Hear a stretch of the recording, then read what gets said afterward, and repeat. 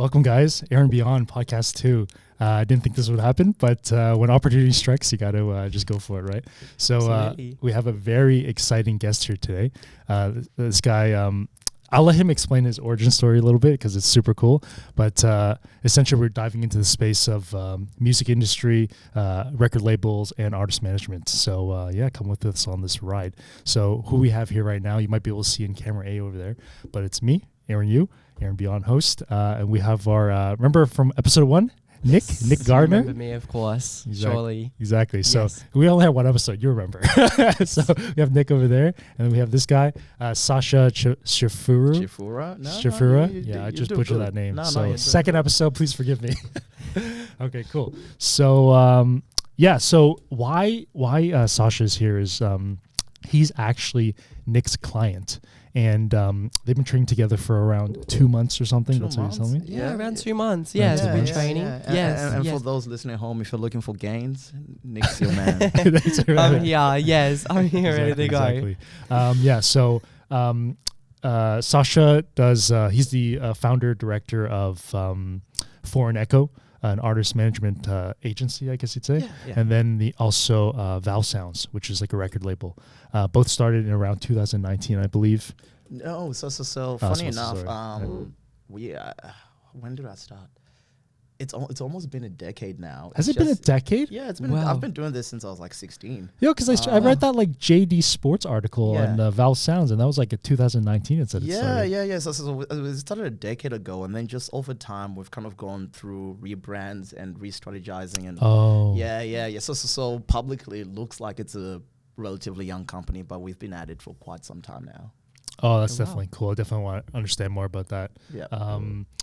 Okay, well, I don't want to take the wind out of your sails. I think, Sasha, how about you let everyone know who you think you are and just what's been happening for the past decade, because obviously you've been in this space for quite a while. Yeah, absolutely. You know, it's funny you ask me who do I think I am, because I feel like for a long time, had you spoken to me just last year, I would just say I'm an artist manager. And recently I've just kind of been going through like a self-realization period where now I'm like, I'd say I'm an entrepreneur. I'm someone who's passionate about creativity, passionate about people, passionate about business. So anyways, I just thought that was a really interesting question because I'm in that moment in my life where I'm actually doing a lot of self-discovering of who I am as a person, not as an identity, not making my job be the defining aspect of my personality or identity, if that makes any sense. Absolutely, yes. And it seems like sort of every, when we're training together, every session you're coming in and you have some sort of method or something that you're trying to work out, to figure out what the answer to that question is, who you think you are. So that's a really interesting sort of route to go. That's definitely interesting. What's initiated this rebranding of your personal brand, this reinvention, you'd say? Yeah. I think for a long time, you know what, if I'm being completely honest with myself, I think for a long time when I was 16, prior to me even working in music, I was very capitalistic and status driven. Initially I didn't even want to be kind of in music industry. I wanted to work in bank investment. Interesting. Very interesting. And I think for a large portion of my life, I was just so focused on finding ways to increase my earnings and increase my status. And most of my ambitions were based around that. So that's all I ever knew around myself, because when I woke up day and night, that was the only goal I had. But almost in a weird twist of irony, the more I start focusing inwards and I start exploring other aspects of myself, whether it's like, poetry, for example, reading more books, meditating, etc., then that status, the less important that status, how can I put this? The less I'm chasing for that status and wealth, and the more I focus inward, the more fit I've been getting. So to put that in context, I've been studying this process of self-actualization over the past year.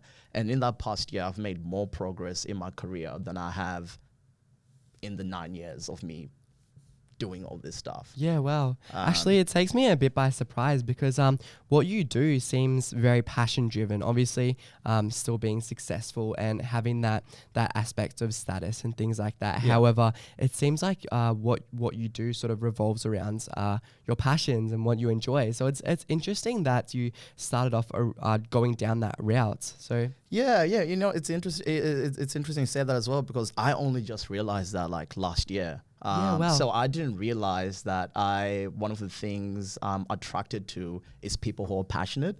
It was just kind of operating from a subconscious level, and I didn't actually know why I was doing particular things. I was just acting because I can.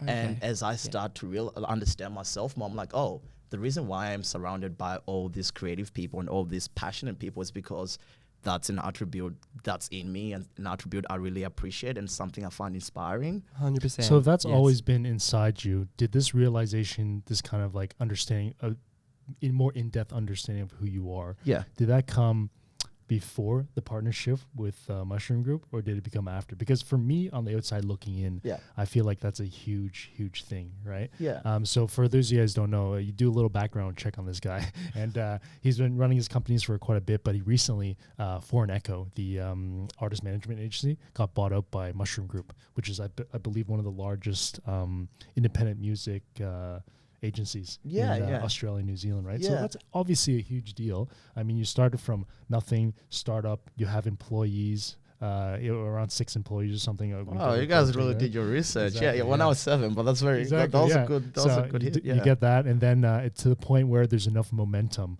where Mushroom Group was in talks with you to do a partnership and stuff, right? So yeah, that's crazy. I mean, like, that was obviously I'm assuming that was a milestone for you.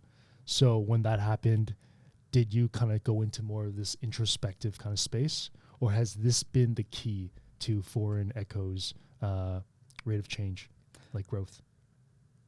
It is, so I think the partnership with Mushroom that happened around 2019, and prior to then, again, I didn't really have that I wasn't looking inwards. I was just kind of focused on the external goals, and focused around I wasn't driven by, again, I think it was something that was always in me in terms of that passion. I just didn't know it. But I was definitely pursuing the wrong things when that happened.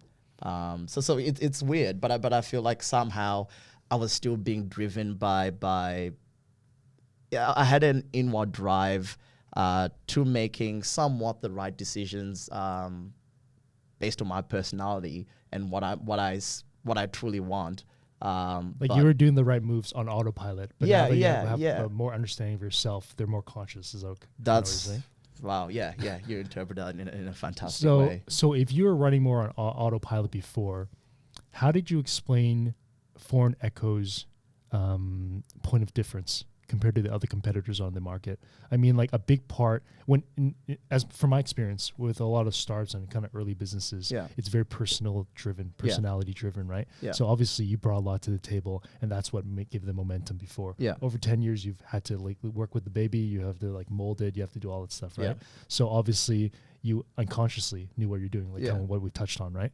But when you talk to stakeholders and stuff like that, in terms of like a more kind of conscious way of explaining why you're special or why what you bring to the table is different from everyone else, what is your elevator pitch? So that the elevator pitch that probably comes more from just like a logical and strategic perspective.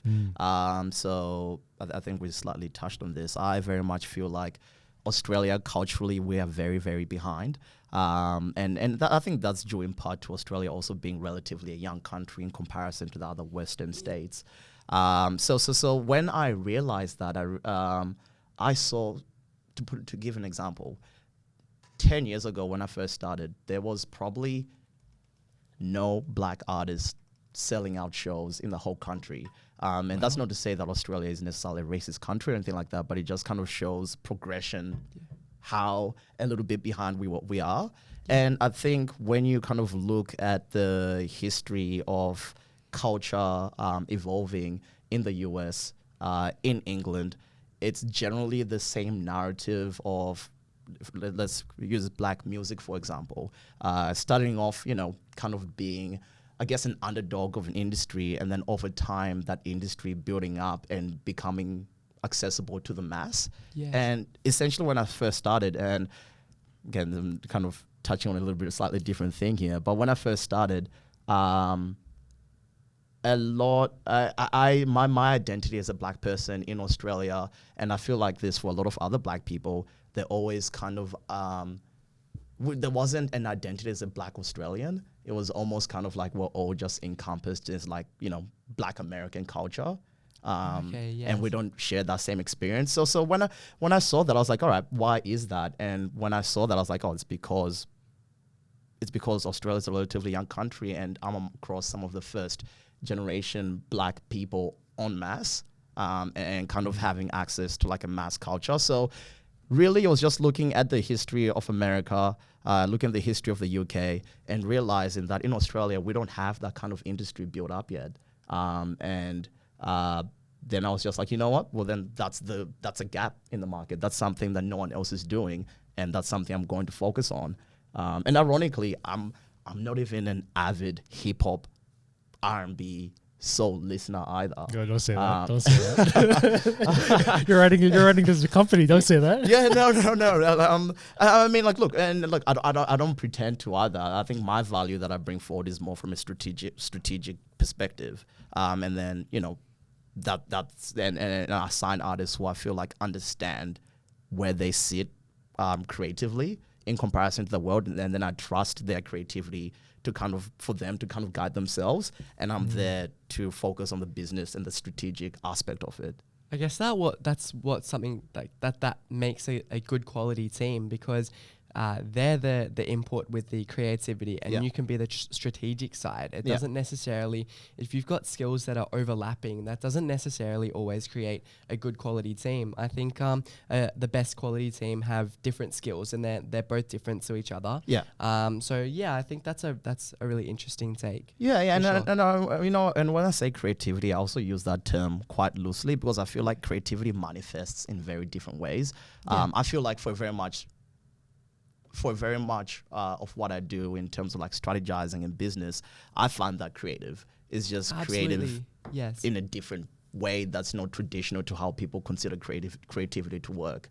If that makes any sense. Absolutely. I feel like there's a lot of industries where you wouldn't necessarily be considered traditionally creative. Yeah. However, you can be creative in that industry. It doesn't matter what job you're doing. It doesn't matter what sort of work you're doing. Yeah. Like, even if you take any sort of industry, you can be creative. You have to be creative at times. Yeah, for sure. 100%. I mean, that's how innovation comes. You could be an accountant and find a new way of I don't know, approaching your accounting. Even though that's a financial business, you still need an element of creativity to realize that there's a way where you can make this better, or a way to do this differently than someone else, or the traditional way. Yes. Okay, beautiful. So I have a question then. How do you pick your artists then? Because I was looking at that JD Sports article. I'm going to refer back to that. Yeah. I think your partner for Valve Sounds was Shelly. Yeah, Shelly Lou. I think she was saying something. This is a paraphrase quote, but I think she was saying something like you guys like the very early artists, the 10 followers on SoundCloud kind of thing. The kid just in the basement, big dreams, right? Yeah. With your wealth of experience in managing artists from like zero to hero, and then seeing these new guys, how do you know when they have enough of what it takes, or if they still have a little bit more, and if you can actually contribute? Because with your unique skill set and also the team you've built around you, you can't help everybody. Yeah. Right. And not everyone's right for you. Right. So I guess this kind of leads into how do you figure out who to hire, who to fire, and who to bring on as clients? Yeah. That's a very good question. I think obviously the music initially, that is what attracts us to a particular artist. You kind of listen to the music, and then you kind of try, just like any business, I guess just try project where that genre is going to be in the next 5, 10, 15 years. And, also just use instinct if you think that music is going to work. But I think the biggest aspect that has differentiated us and us working with artists early on is every artist we work with, most of them aren't even in the same genre, but every artist we work with shares particular fundamental personality characteristics and traits. So being ambitious, being creative, wanting to achieve critical commerciality, but doing it in a different way. So there's a few variables that we look at within the characteristics of the people that we're going to sign, that we're looking to sign, that I guess pretty much match up with our company philosophy. So that's probably what we look for. So the music first, but then the personality traits of that individual also need to align with, the ambitions of the company and what we choose to represent as a culture, if that makes any sense. That's really good. So that seems like a very 20,000 feet in the air, kind of like a top, like mission statement, core value kind of thing, right? Yeah. What makes a good founder or director then? I mean, at this point, with all the people around you, the people that are helping you, are you making these calls in terms of who the new client is and blah, blah, blah, like the final say, or do you trust your team enough to let them do it, or how does it work? Yeah. What makes a good leader? I think that's a good founder director. I think one big part of that is you need to be empathetic. And what I mean by that is, like, I am someone who has a very ambitious drive, and I can pretty much work around the clock, but I don't expect the people that work with me to do the same thing, because 100%. That will share the similar motivations, and it innately just might not be in them. I think you need to have a relationship with your own ego, and that, facilitating the, you need to have a relationship with your own ego, and so that when you're being challenged, it doesn't necessarily feel like a personal attack. Sometimes you just have to drop your ego and, admit that you're wrong, or admit that there's a better way of doing something that might not be necessarily where you wanted to take things. So for a large part, going back to the question about how do we make decisions on signing artists, every artist manager that we work with has full autonomy on who they sign. If somebody sends me something, they're like, hey, 100% back this. Even if I don't like it, the reason why I brought that person onto the team in the first place is because I have 100% confidence and trust in their own decision making. Thus, I need to give them that autonomy. Not only the autonomy to kind of make those decisions, but also the autonomy to make your own mistakes. Because ultimately, that's how you're going to grow as an individual. Exactly. That's awesome. I completely agree with that. Yeah. That's sometimes you have to fail. There needs to be mistakes to learn from that and become better. I suppose if you're constantly, I guess, denying members of your team that opportunity, they're never gonna experience that. So that's key, I think. Absolutely. I think it's like having a good long-term focus of people development. And I feel like right now, the reason why individuals don't have such a strong loyalty to the companies they work for is because companies don't put enough of an effort to develop people for the long term. It's very 100%. Short-term focused. Yeah, it sounds like, exactly. You're really long-term focused. You're thinking about the development of this particular member of your company, and not necessarily might not necessarily be the best decision, but you're thinking about the decisions to come after this decision from this person. Exactly. And even from a selfish perspective, it's like hey, if somebody wants to sign an artist and want to put a decent amount of investment into it and lose a lot of money, it's like, yes, that's bad for the bottom line in the immediate sense. However, the experience and know-how that individual gains over that particular period is then only positioning them to make better decisions in the long run. And in music, it's almost kind of like you're looking, if you get one home run right, you can have one artist pretty much fund the entire company. Yeah, I would imagine. It's crazy. Yeah. So it's like For example, I think the metric across like major labels, for example, which is like the Sony, Universal, Warner, the big players that own like 90% of the market, which is a different thing. But yeah, for them, it's almost kind of like, for every one artist, I think it's something like, I think between 10 to 15 artists are funded by one artist. And some profit on top as well. Yeah. So that's insane. I had no idea that's how it worked. Yeah. So it's kind of like for a lot of artists, most of them are running on very tight budgets, or they're not making a lot of money for their labels. And for labels, you're just taking a risk and a punt in the artist and into the strategy and, where the market is. And for a lot of the time, as a record label, you don't expect everyone you sign to actually make money. It's going to be a minority of the people you sign that are actually going to make money. Can we talk about the economics of that a little bit? I mean, like in a very general sense, how does that work? I mean, like you sign a new artist. Okay, you think you're going to be big, blah, blah, blah, and you want to sign them. So you do have the talks, you sign all the paperwork you need to sign. But then it's not like you give them a salary or anything, right? Yeah, so they get like artists generally get what's called an advance, which is traditionally, the thing is, there's so many variables of artist contracts. There is no artist that would. There might be some, but generally no artists have like the same label deals. So, for example, we have every single thing is customized. Yes.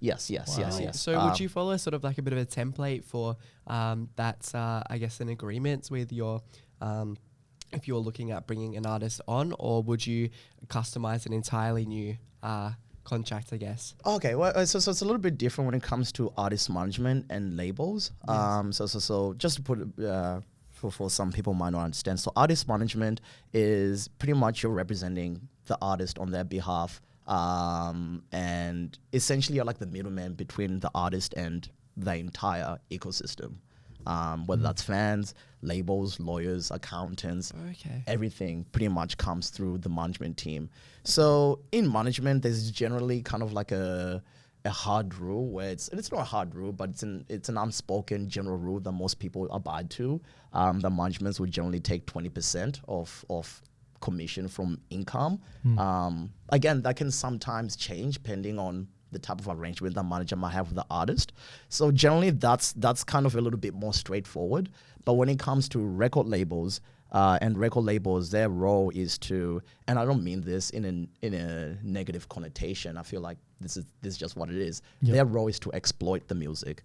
And by exploiting the music, it's pretty much, signing music and then marketing out to the world and then trying to make a profit off record sales and streaming and potentially getting the songs in like ads, etc. Okay. Yeah. Just as many places as they can, just everywhere. Yeah. Essentially. Yeah, pretty much. So when it comes to record label contracts, it gets a little bit more nuanced. Because there's so many more variables. It's not like there's just one hard rule. So each artist will have a different royalty that's dependent on how much money they're getting as an advance, how much funding they're getting for the project, where they are in their career, what the label expects, how well the label expects the artist to do, and also the relationship the person at the label might have with the artist or the management team. So, for example, we have particular relationships where we could go to a record label as a manager and pretty much be like, hey, we've got this artist, we need funding. And through our relationship, they're happy to just give us a good deal because they trust us as a management team. So there's so many nuances around record label deals that no one really has the exact same deal. And there's a lot of variables that come into play. Okay. Well, sounds like a lawyer's playground. Everything's customized. Okay, yes. well that's a lot of they make a lot of money. Exactly. Yeah. Jesus Christ. That's crazy. I mean, I guess I want to know in terms of going back to how you said you were like more capitalistic mindset before. Yeah. Obviously, with the kind of just past couple minutes, you're talking about a lot about empathy and trusting your team and putting your ego to the side. Yeah. I wouldn't traditionally say that being capitalistic and having empathy are in the same, like a one-to-one kind of thing, right? Yeah. Or like just right next to each other. Yeah. obviously a lot of work had to happen in between before and now, right? Yeah. What was, this might be reaching, I'm not sure if you Yeah. know in your head, but I mean, do you remember distinctly in your head one moment when your ego really tripped you up and you're like, no, screw this, I'm never doing this again? And you realize the only one you had to blame was yourself. Yes. So prior to, this awakening, for lack of better words, I was very much on autopilot and just focused on business. So much to a degree that's been my focus for most of my life that I didn't even understand my own emotions, if that makes any sense. So it's 100% makes sense. I wouldn't get annoyed by things. I wouldn't get angry about things. I would just kind of go about my day and just experience the world without really processing it. Just move through the world, Yeah. Like a zombie. Like a zombie, pretty much. Yeah, 100%. And then I got to a point where, and this was the changing point, where I experienced a panic attack for the first time in my life.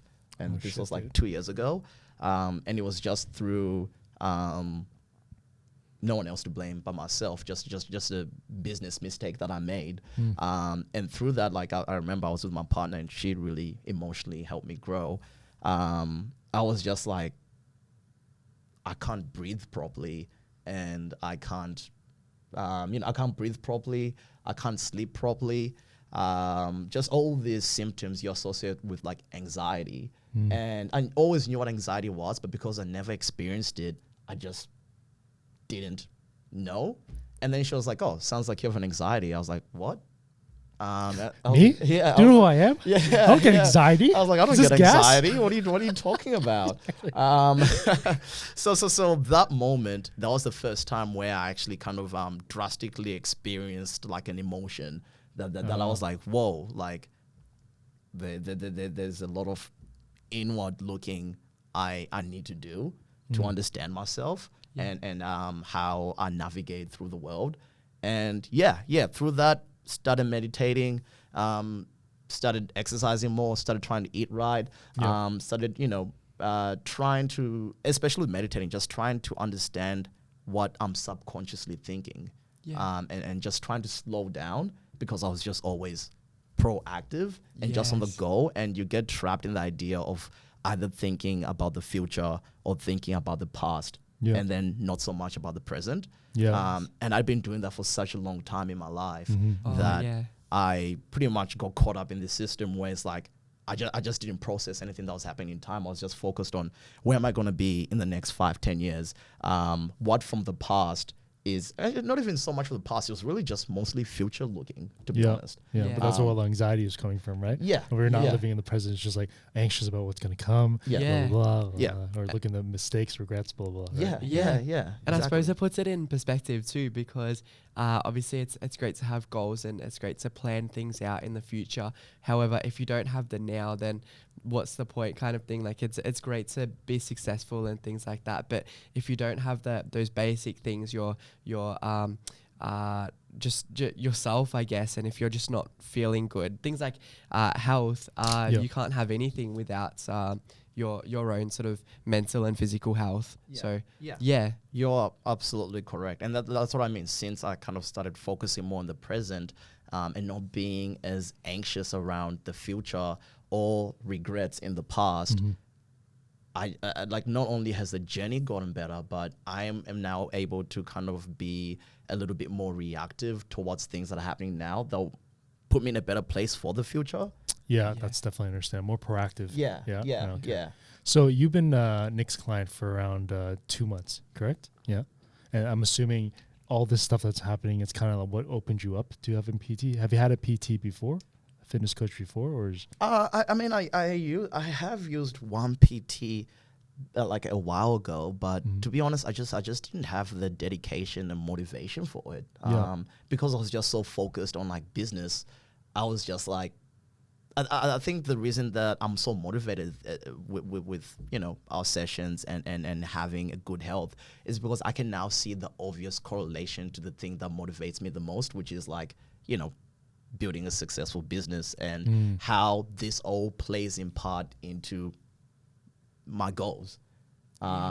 And before I did have a personal trainer, but I didn't really commit to it that much, because to me, even though it might seem obvious to a lot of people, to me it didn't seem obvious that there's an obvious connection between your mental and physical health and into your performance in other aspects. Was that simply a you thing, or do you feel that he was just not the right trainer? Like, this is completely up to you. Yeah, I mean, like, what do you? I think it was a me thing. To be honest, I don't think. Maybe it might have been different if he was taking a role of not just being a PT, but helping me understand the correlation between personal training and everything else in my life. But then that's also not like a fair expectation to have on a personal trainer. You know, they're not my life mentor. Yeah, exactly. You know what I mean? Yeah. So I think it's more me. Yeah, absolutely. I feel like it's difficult to sometimes make that connection, because when you have goals in your business and you want to further your business, sometimes it's easy to sort of overlook your physical health, because I guess in a way it doesn't directly you're not directly working on your business, but obviously as you know, in a sense you are, because you're bettering yourself, which means you're going to better your business. But it's easy to sort of miss that correlation. I think it's a very easy thing to do. You're 100% right. And it's I don't know, to me it's still mind-boggling, the small things that you can do in a day-to-day aspect, and you don't even need to spend money doing it, that can drastically change the course of your life. Because I definitely feel like, again, meditating, exercising, eating right has drastically changed everything that I do for the better. That's awesome. That's really cool. You're doing like journaling too then? I have actually been thinking about doing journaling, but I'm just not as motivated to write, to be honest. But I'm starting to kind of do like a audio diary. Oh, that's cool. Yeah. So I haven't actually started that yet. So I'll see how that goes. But journaling is definitely something I've heard is incredibly helpful. I feel like I've got too many routines going on right now. I just want to kind of just try not have as many structured things in my day-to-day, because I think we've talked about this before. When you become so reliant on particular routines, they can risk becoming crutches, because then you start feeling like you can't operate in a day-to-day sense without doing that particular thing. Because it's almost like a ritual. Absolutely. Especially for a lifestyle like yourself too. Obviously, you're traveling quite a bit, and when you're traveling too, sometimes it's not possible to fulfill every single kind of routine, and sometimes that needs to be changed a little bit. Especially when you're experiencing things like jet lag and still recovering from those side effects of travel. Sometimes it's not always possible to fulfill everything. So if you're reliant on it, absolutely, it can lead to those negative kind of side effects, I guess. 100%. Sasha, I'm going to say a phrase to you. I want you to tell me what your gut reaction to this phrase is. Okay? Let's go. Work-life balance. Work-life balance.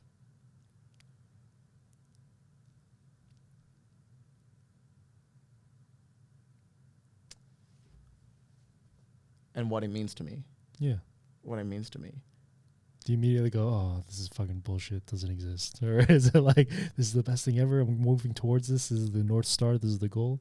Like, you know what? I think it's different for everyone. For you, but for me, I would say, I think it's important to fulfill all the different aspects of your life to thrive holistically. If that makes any sense. And I think if you kind of overcommit into work, or overcommit into like just like, you know, hanging out with friends and just doing leisure activities, you're not going to kind of at least for me, not for other people, for me, you're not going, you might still achieve particular goals you're after, but I think there's always going to be a sense of a hole that needs to be filled. You're not going to be fulfilled in the things you accomplish and do, which is, I feel like, you know, that's how you get, like, for example, like really, really incredibly rich people who focused on work for their whole lives, and then once they have all those desires, they are lost. Yes. Yep. And they're like, who am I? You know, and I feel like I would have ultimately have been in that position where it's like if I had received all my desires, then I would have started focusing on my life afterwards.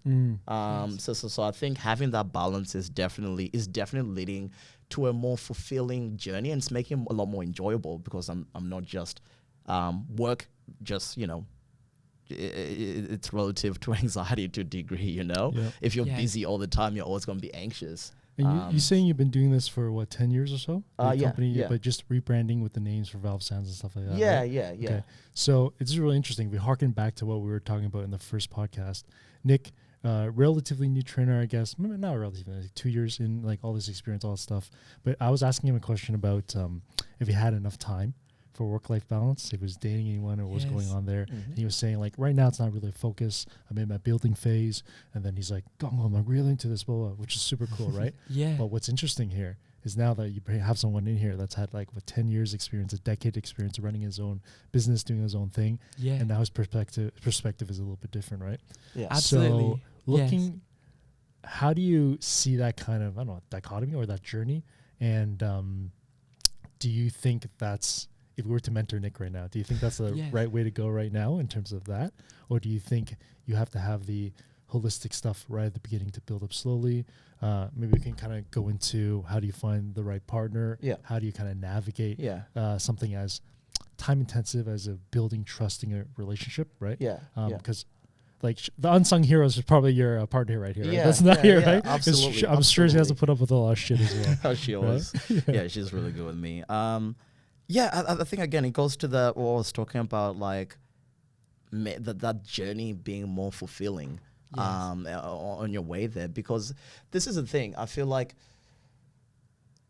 there's never gonna be a right time. You know, I feel like when you're naturally ambitious, which it seems like, you know, everyone in this room is to a degree, there's never you're never gonna be satisfied.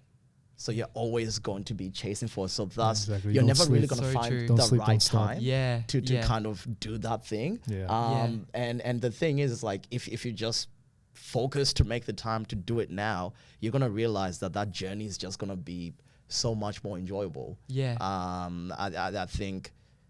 Yeah. I just think there's never a right time. You know, it's like almost like, you know, starting a podcast. I've got a friend who's trying to start like a TikTok fitness page and page. I sound like an old man. He's trying to start like a TikTok influencer thing. It's like, oh, I just want to bulk up a little bit more. And it's like, yeah, man, but like you're never gonna be at a point where like I'm now ready. You're just always gonna be chasing, because you can always do better. Yes, so exactly. It's like, just do it now. Exactly right. You know? I feel like I agree with that. That really resonates with me, honestly, because I feel like I'm learning a lot from this, because that's something I have always said. I feel like I'm sort of in that balance between work life kind of trying to find in between that. And recently I've been prioritizing work a lot more than life side of things, I guess. And for me, I always tell myself, look, it's probably not the right time to see this person. It's probably not the right time to visit this person. It's probably not the right time to go to this party, because we have to work now. But the truth is, always have to work. Like it's not that there's no right time for that. Absolutely. Yeah. Yes. And you know what, the interesting thing is, like, I had a very similar mentality, especially when it came to dating. So my partner now, we've been together for 2 years since COVID. I was also the mindset that I'm never going to have a girlfriend because I'm just busy right now. Go, and go, this go. is what I'm Yes. focusing on. Yes. You know, I'm like, I just need to focus on building. Yeah. And then, I met her right before COVID started. And then over COVID, that's when our relationship really blossomed. Yeah. And a lot of my own my own understanding of self, especially like my emotions, I've really learned from her. And I realized, I was like, whoa, if it wasn't for COVID and me meeting her, and that really forced me to slow down and focus on that relationship, I'm not necessarily sure if I'd be on the same path as I am right now. Interesting. I mean, perhaps, I don't know, maybe I could be on the path of making more money, but I certainly know that over time, I would, that dissatisfaction of something not being fulfilled would get larger and larger, and I wouldn't have someone to mentor me through the understanding of self. Yeah. Very interesting. So I've gained so much from being in that relationship that I've essentially tapped into the world that I didn't even know existed. That's amazing. Actually. That's contributed to the thing that motivates me. Do you think that is what filled in the void? Because when you're like, it's like, I wouldn't say it's void, but maybe chip on your shoulder or whatever it was. Whatever it is inside all of us, like just keeps us more. Go. Was that the missing piece? Well, this is the thing. I didn't even know I had a missing piece.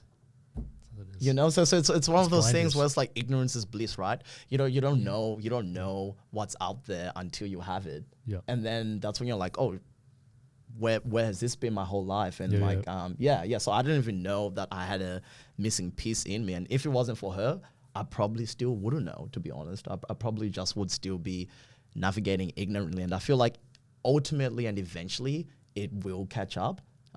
It might not happen now, it might not happen in 10 years. Or I don't know, it might happen when I would have been like a 50-year-old man who is perhaps really rich but doesn't know himself. And even like through knowing myself, even things such as like being in a relationship has now taught me how to be a better friend and a better son to my parents as well. Because I was almost very selfish in my ambitions and motivations to a point where I can understand what you're saying 100%. Where I forget about the things that truly matter in life. Yeah. You tell like you like you're working all this hard, very hard. You're getting all this money, and then you're like, I can take care of my parents better, blah blah blah. Yeah. But then you realize at the end of maybe a year or 2 years or whatever, like, oh, I didn't really spend any time with my parents because I was just working for them. Isn't that weird? It's like I do so much for what I do to give back to my parents, and I was like, if I went down that same path, yes, I would have been I would have gotten to a point where I can take care of them, but like my parents are also they're doing fine, and for them ultimately they just want me to be around. They don't want money. They don't want money from me. They don't ask anything of me. They just want me to be around, especially because I'm the only child. And for a long time I just kind of always put that aside and just be like, well, I'm doing this for you guys, so like just chill, just let me keep working at it, and I'll be around soon. Would you say you're only child? Would you say you're more like your dad or your mom? Both. I think I have a very, very critical mindset, which is something I'm actually just realizing and tapping into in the past year or so, and that very much comes from my dad.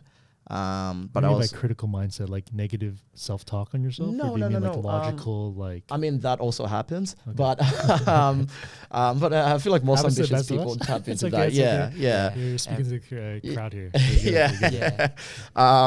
But no. Critical mindset in terms of that.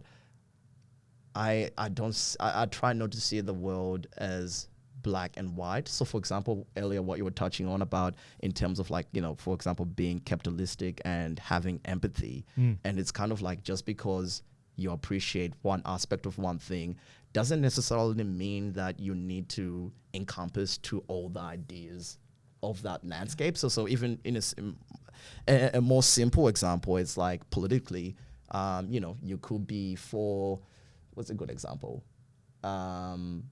Let's say you could be for, and look, this is just a rough example, and I don't ruffle any feathers. Let's just say you could be someone who votes for Donald Trump, for example. Sure. And then it's very easy from the outside, people be like, oh, what a bigot, racist, etc. But then you could also, be voting for Donald Trump whilst not agreeing with all his policies around social movement and immigration, etc. And you could be just doing so because perhaps you appreciate the way, for example, he handles the relationship with China and economically, taking a more hard stance on that. And then you can also have very left-leaning ideas as well.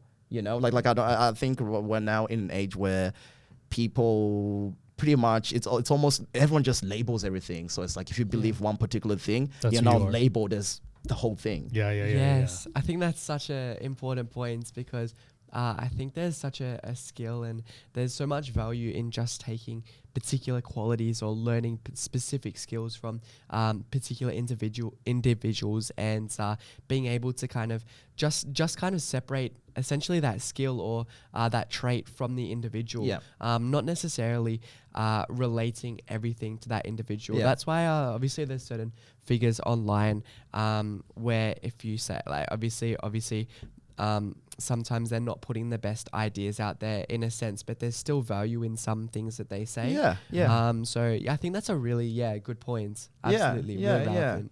That's a really good point. I feel like people. I think this kind of talks to inability or unwillingness to actually discuss ideas. And then it's more so I'm this, so this is my identity, so everything else must be wrong.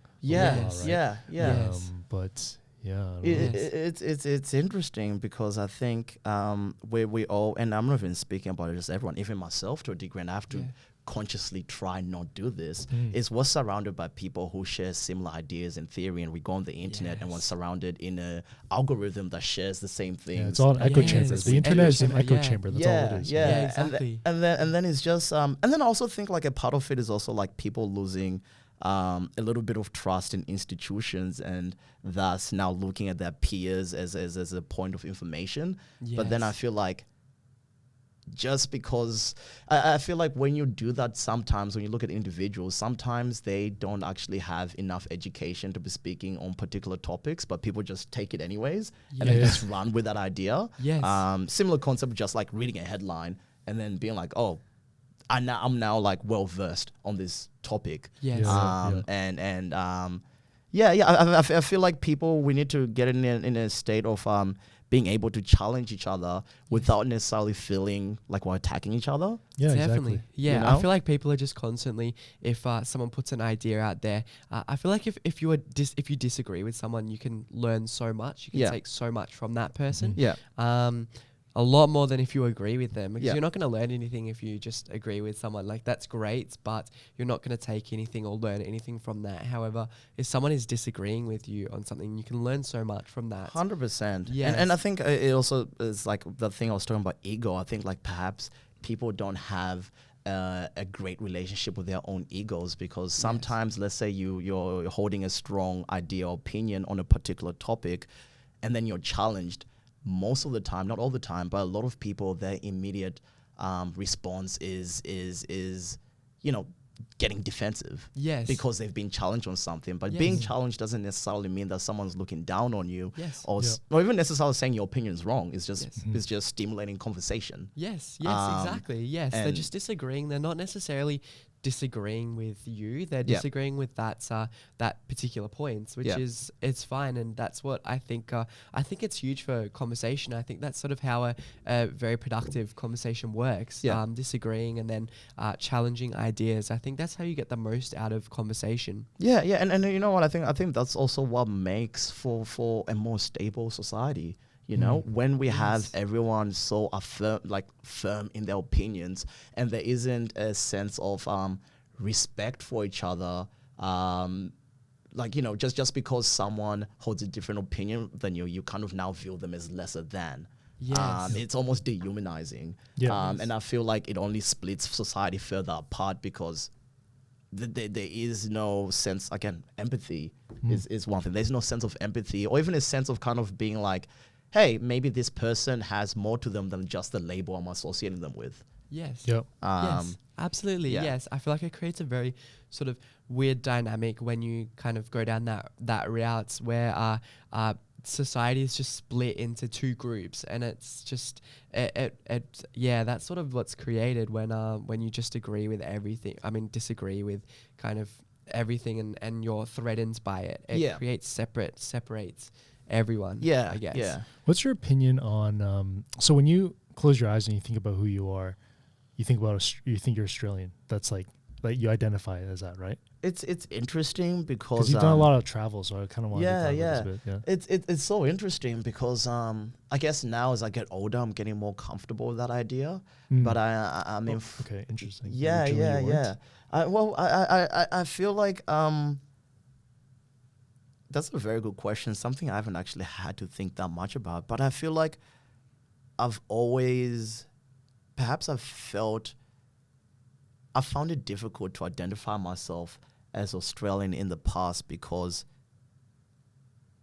being Australian in a stereotypical manner those traits didn't necessarily apply to me. What do you mean by that? So whether it's being an avid fan of like footy, or whether it's I'm not sure. Yeah, because I grew up in like in Northern Territory, Alice Springs. Okay. So for a lot of people, the kids that I grew up with, I just wasn't into the same thing as they were. And when they were being patriotic, I just didn't align with the ideals that are associated with being patriotic, whether it's like, having a Barbie, for example. Yeah. It's like I didn't grow up with that, if that makes any sense. Or so do you ever feel like you belong anywhere, or is it always you're kind of like the conductor or the kind of the one looking at everything from the outside? Because I'm an expat, so I mean, like I've been here for like 11 years, dual citizen at this point, like I was telling you before we start recording. But even now, I still feel like I'm more Canadian than I'm Australian, just because a lot of stuff you're saying still resonates with me a bit, right? You don't really feel like you're really into the culture. Yeah. Like it's not really, maybe there's too much, maybe not too much welcoming or whatever it is. Yeah. It's very selective. Okay, that's what it is, right? Yeah. Even though you've been here for such a long time.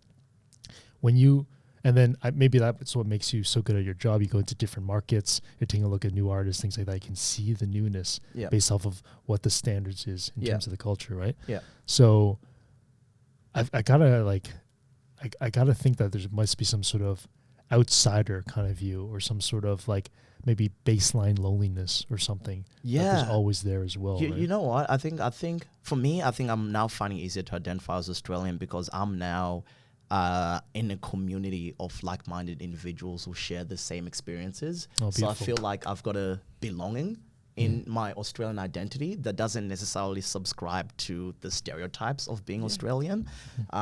However, I can definitely say that, for example, for a lot of like first-generation parents, my parents, for example, they've been in Australia now for more than a decade, and when they go back home, yes, they grew up there. But I come from Zimbabwe, which is one of the poorest countries in the world. So when they go back home, it's even just through skin tone, because of different weather, it's very obvious that you're not from that place. Okay. If that makes any sense. Yeah. But then in Australia, at the same time, they didn't grow up with the particular rituals that how people interact and how people become friends, and I think it's so much difficult to become friends with people as an adult. So for maybe not so much for me and people my age, because when you grow up in the environment, you can find a community of like-minded people that can give you a sense of belonging in a community.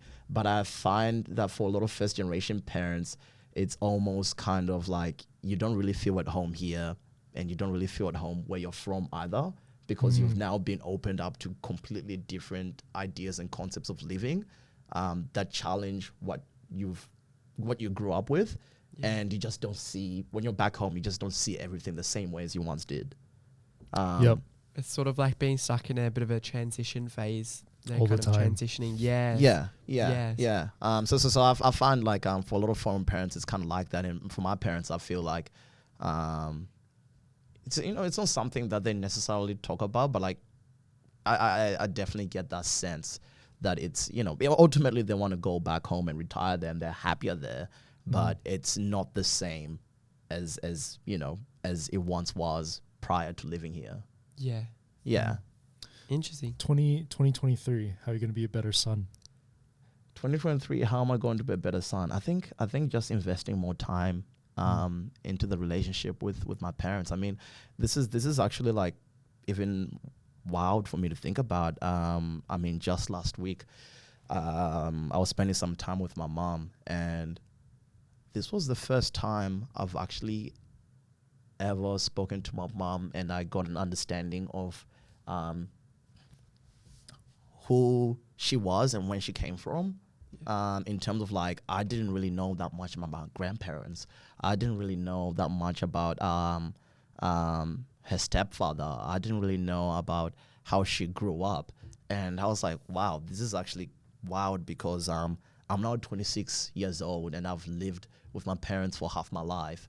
And I didn't even know just basic things like that about them. Yeah, that's that's massive. So I think next year is really just about getting to know my parents better and getting to understand their history and getting to understand why they are who they are. And in turn, that actually helps me understand who I am and why I think in particular ways and how that has affected how I take on the world. Yeah. Yeah. Definitely. Did your parents ever tell you how they met? My parents? Yeah, Yes, they did. Yes, they Yeah, did. like I guess I'll just open this up. I was just like talking to my parents like a couple days ago. Then I was just saying, how you guys met? It's like, oh, when we were dating, it's not dating like how you guys were dating. It's always like yeah, it's always like oh, we just wrote a couple letters back and forth, a couple pictures, and then we got married. I'm like, what the fuck is this? Like, is this like old school online dating? I know exactly. So funny. So yeah, there's maybe for another podcast, but there's a lot of intergenerational trauma there that I got to deal with. But yeah. So I'm just like, that's it. That's all. Like, I don't know. But do you guys have like stories? How did your parents meet? How my parents If meet? you don't mind sharing. Yeah. No, I don't mind. No, look, it wasn't a crazy story. My mom was just doing laundry. Then my dad saw her, was like, "What's up?" I'm sure he didn't use that language. What's up? And over time they just kind of got to know each other. And yeah, they just been together since. This was in university. How long have they been? You're 26, so they've been at least married 26 years. Yes, at a minimum. Minimum. Let's have some brothers and sisters out there that we don't know about. How about you? Did your parents ever tell you? No. Talk about that. Did you ever ask? You were curious? You just No. don't go fuck. You're just building. You're on my building phase right now. I don't care what Building anyone phase. knows. Just building. Building phase at the moment. Yeah, constructing. Never talked? No? No, I'm not sure, to be honest. I'm not too sure. No, and then that's fine. Like again, exactly. I'm 26. I'm like Yeah. much older than you are, and I'm only just discovering a lot of this stuff now. Yeah. So Talk to you guys from 36 years old. It never gets easier. I tell you right now. There's always like, it's like, oh shit, I thought I knew that. And I kept that, I was like a pillar of how I was thinking for like 10 years. And then something happens, like, oh damn it. It's all gone. It's all gone new. It's all from gone the out the ground, window. from a keystone on the bottom. Oh god, I got to change our whole thinking now. oh my god, man. Yes. Never stop, boys. Never stop. Never stop learning. Absolutely. Yeah, man. Hey, cool. We're coming up to the hour. That was actually a super quick conversation. That wasn't was it? that went Felt that really flew That's really by. good. Yeah, it always. I feel like it always feels so quick. Yeah, Yes. definitely when it does. flows, it's always good. Yes, exactly. I don't know. I guess is there anything else we need to touch on before we talk about promoting some of your stuff? I mean, anything else you want to get off your chest? This is the podcast to do it. No, I feel like you guys kind of tapped into all the right things. Yeah. I hope I didn't derail the conversation too much from like career into like personal. No, I think this is things. exactly what I was kind of looking for. I Yeah. was just hoping that because I mean, like when you look at like YouTube, because everything's an echo chamber, like we kind of talked about before, right?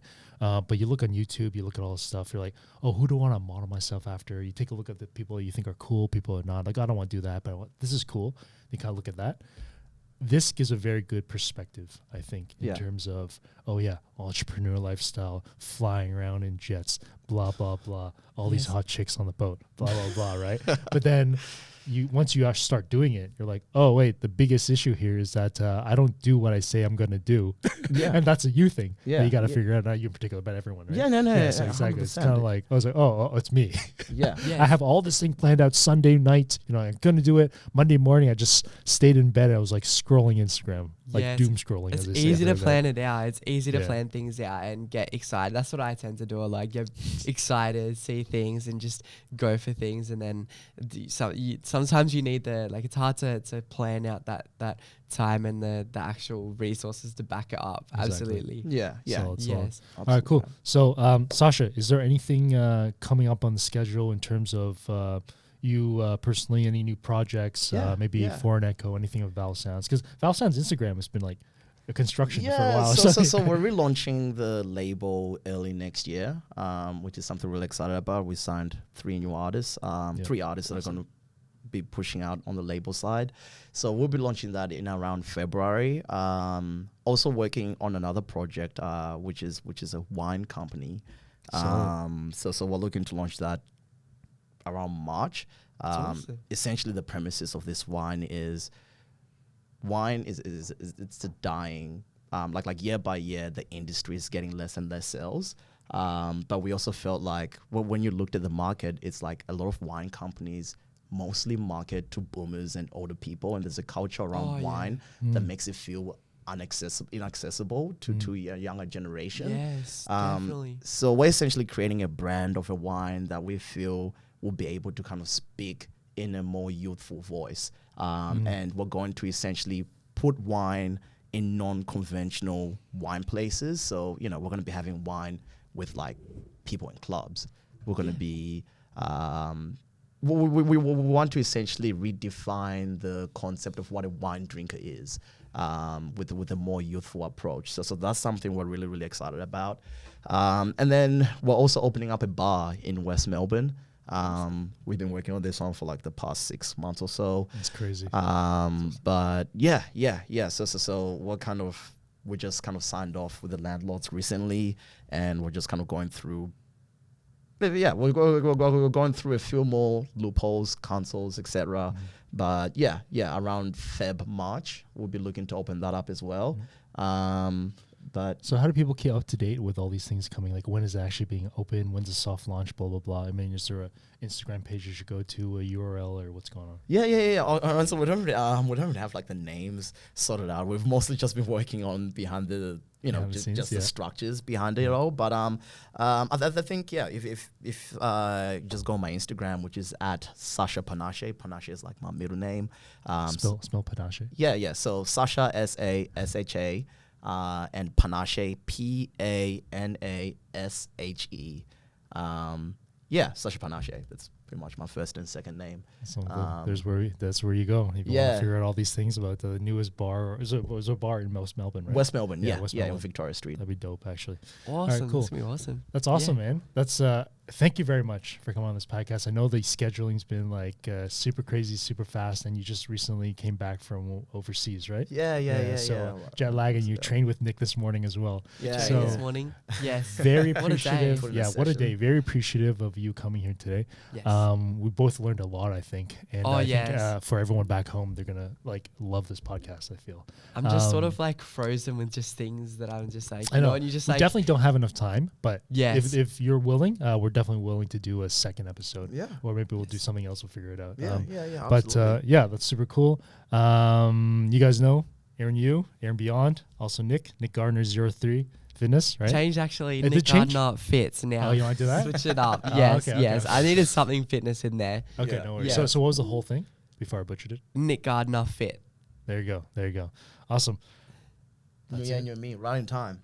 Right in time for the new year. Changing the IG name. Yes. Yeah. Yes. Yeah. No, I had got Exactly. to stay on top of it. Exactly. And you said you were going to be Yes. in Toronto in Feb for something. In right? Feb, yeah, we've got one of our artists, producer. He's the first artist I've started working with called Skin on Skin, who's just blowing up to a crazy level. And we're doing our debut on North American tour next year. That's awesome. Yeah, I see yeah. him. I feel like every time I scroll on TikTok or like on my reels, it's just him coming up, just his like music. Yeah. Yes. He's kind of he's a lot of play, especially on TikTok. Is the kids Yes. really kind of push him a lot. Hey, TikTok, whatever works, right? Yeah. So like I was saying, I'm gonna be in Toronto in around Feb as well. Maybe we'll like hang out or something. Absolutely, man, 100%. Look, honestly, I'm just like I'm not trying to kind of enjoy the rewards that come with my job. So prior, I'll just never travel. I'll just stay and like work. And now I'm like, hey, I've got an opportunity to just experience the world and learn more. So learn so much. We were talking about that the other day, actually. Just learn so much from traveling. I think that's definitely something I want to get into more. And exactly, just Nick, one day. I'm just looking. I'm just so jealous of like, let's get Nick to Canada, man. I know exactly. Canada. I want to go to Canada. What do you guys GoFundMe page for Nick? GoFundMe Canada. Gotta give this kid some experience. It's not the description. It's gotta see the world, you know. All right, cool. Okay, we gotta wrap it up. Great. So thanks for everyone back home. Thank you very much, everyone on the panel, and we will see you next time. Take care of yourself. Thanks for your time. Thanks, guys. Yeah.